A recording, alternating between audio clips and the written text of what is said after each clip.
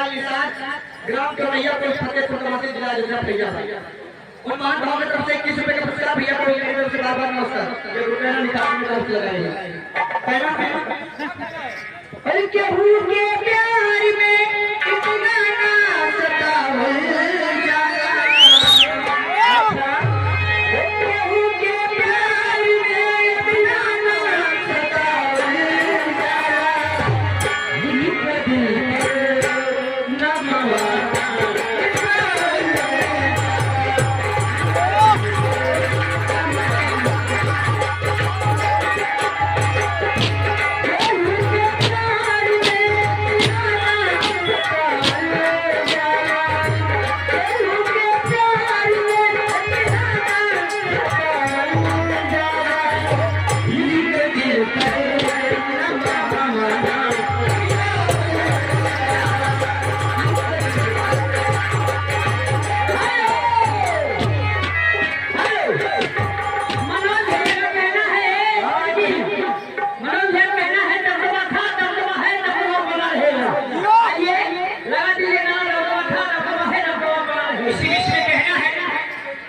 ये फरमाइश से भैया की तो कहना है कि खरी हम लोटी राती राती पड़ोसी जमे पाती जाती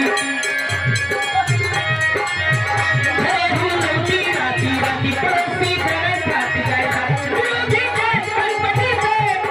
टक्कर बना रहेगा विरोधी के गणपति पे टक्कर बना रहेगा दबदबा है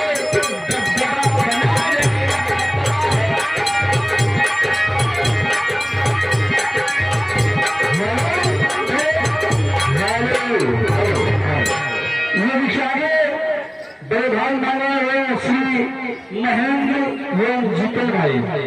ग्राम सभा प्रबंधक के रहने वाले हैं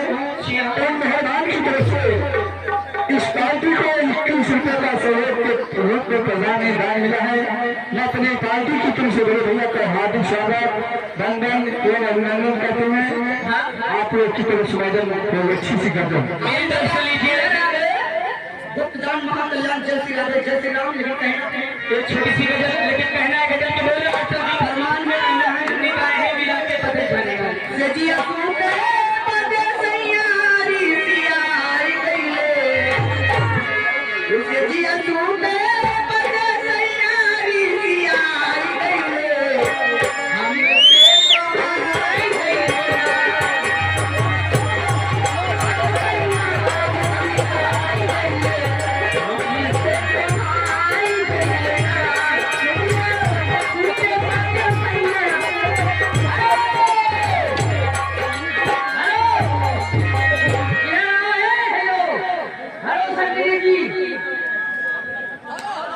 इधर